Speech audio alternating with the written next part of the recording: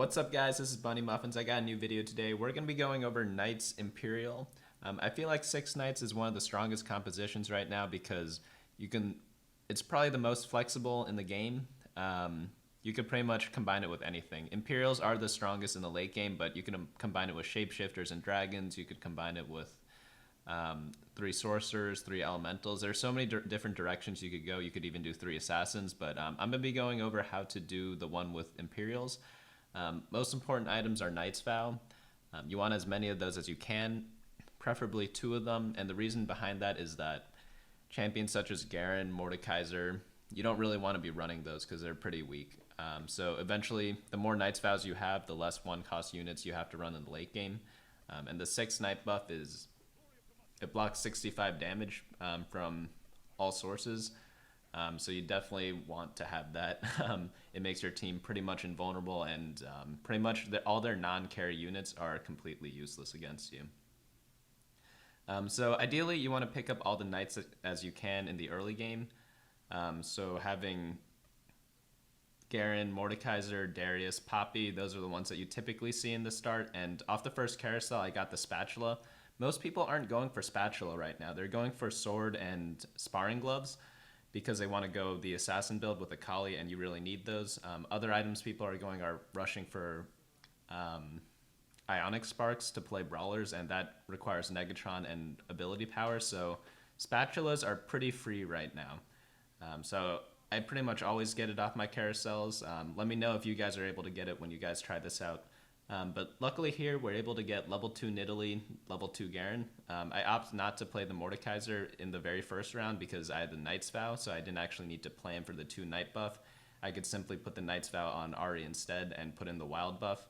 But here, now we can run 4 Knights. So I go ahead and sell the Ahri and swap the Knight's Vow onto Nidalee. Notice that I put the magic resist on Ahri as well, and that's because I just planned on selling her. Ahri is not that great of a unit in this metagame, so you just don't really want her at all.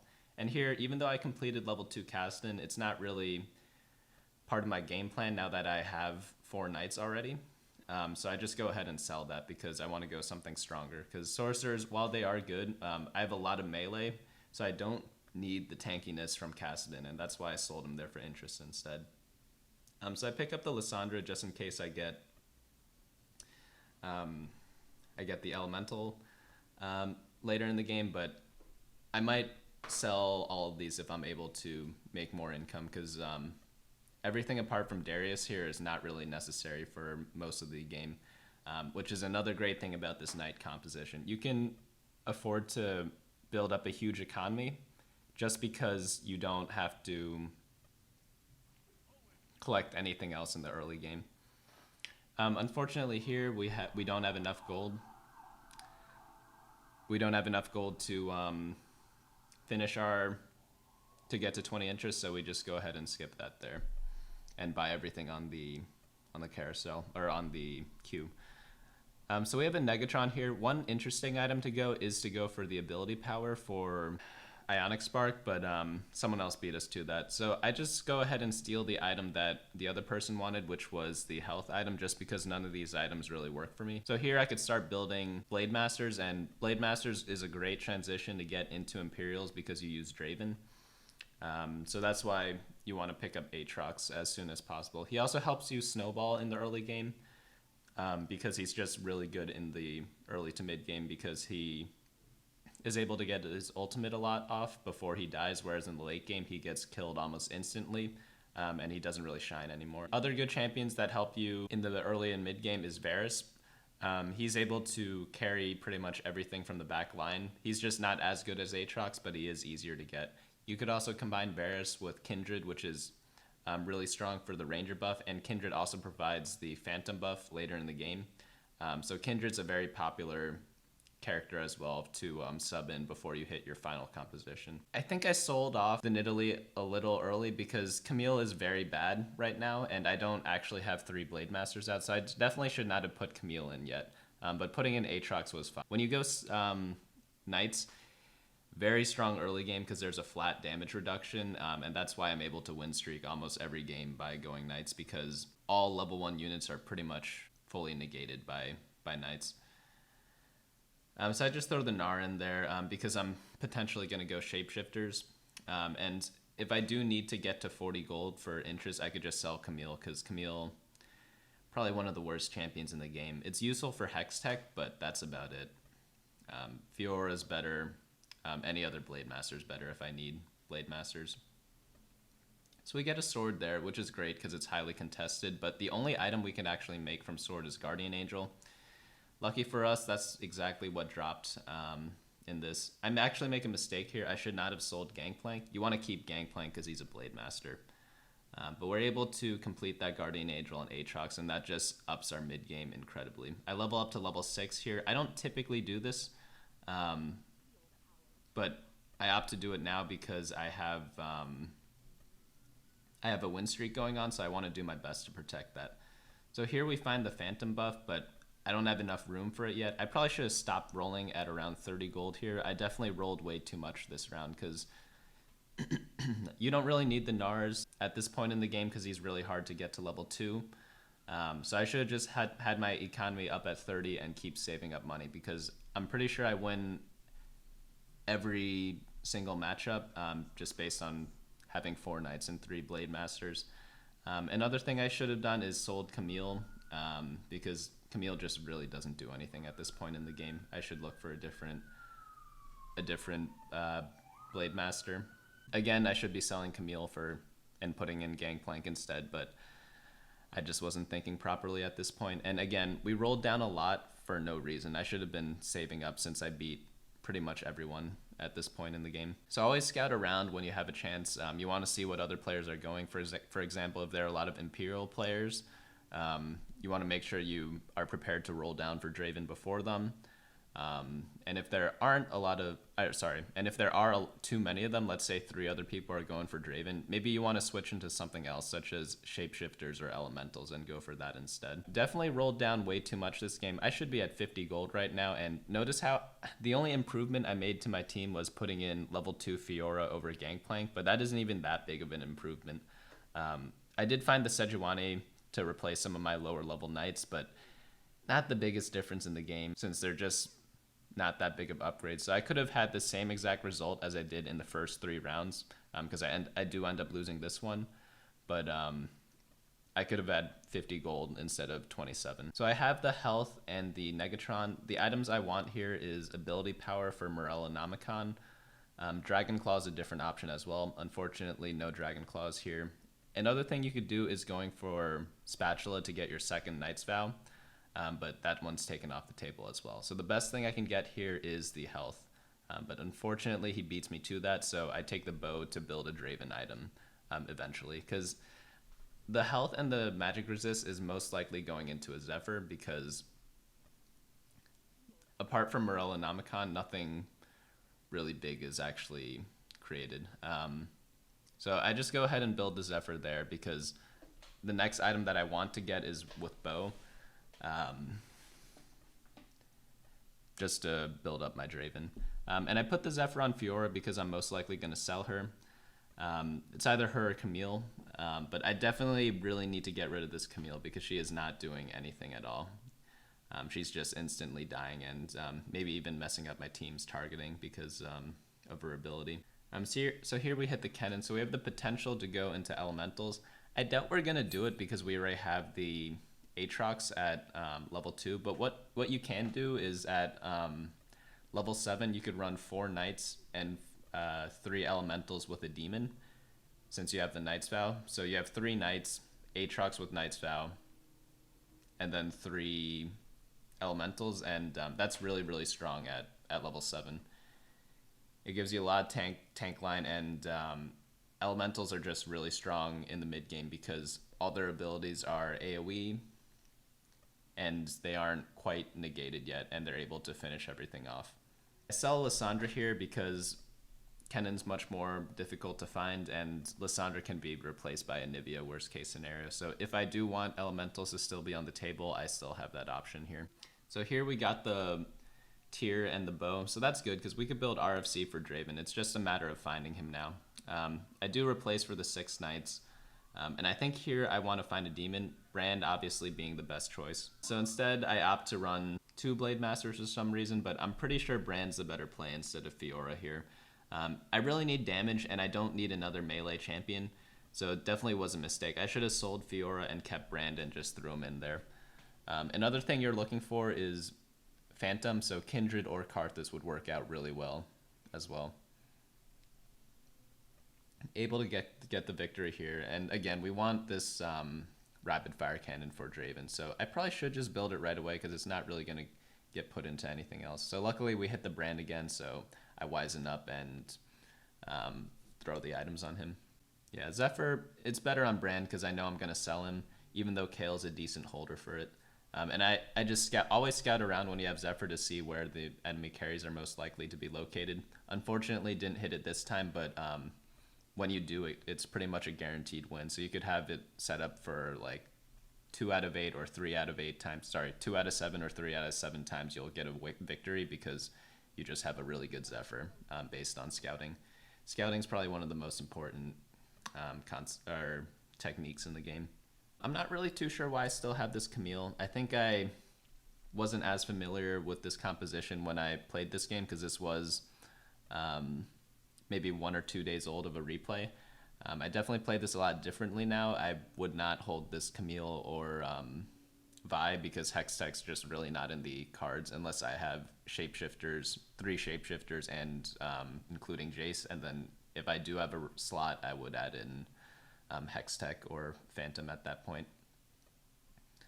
At the same time, it's not really costing me any gold, but I do want to level up to level 8 soon because with 6 knights, you definitely need level 8 because if not, you just won't have enough damage to finish off any of the games. So here, I want to find more Draven items. So I probably want items such as Sword. I want maybe Rage Blade, but really not able to find that many pieces except for that needlessly large rod. But we already built the RFC, so it's not really that great of a pick. But ability power could go into Morello, or it could go into Rage Blade if I do happen to find it. I do pick up the Akalis here because I'm not finding Draven yet. If you can't find the main carry that you're looking for, you always have to have a backup plan, and in this case, I'm thinking I could just run Akali, just because the game gave it to me. If I do end up running it, I could build Luden's Echo on her, which isn't that bad of an item. Obviously, it's not ideal, but worse things have happened in this game before. Again, I need to sell this Camille because it's doing nothing on my bench. So now we're at Raptor. I complete the Poppy. It's a really difficult decision if I want to actually complete the Akali here because going Assassins is really not ideal. If I do complete her, which I did, I really want to pick up the Evelyn, so I have 3 Assassins. But I don't want to put them in yet because I'm going to roll down next turn. And perhaps I'll need to sell Aatrox because Aatrox kind of falls off at this point in the game, so it's fine to do that. Also with Katarina, she is an Imperial, so there is a potential chance to use her in the Knight build.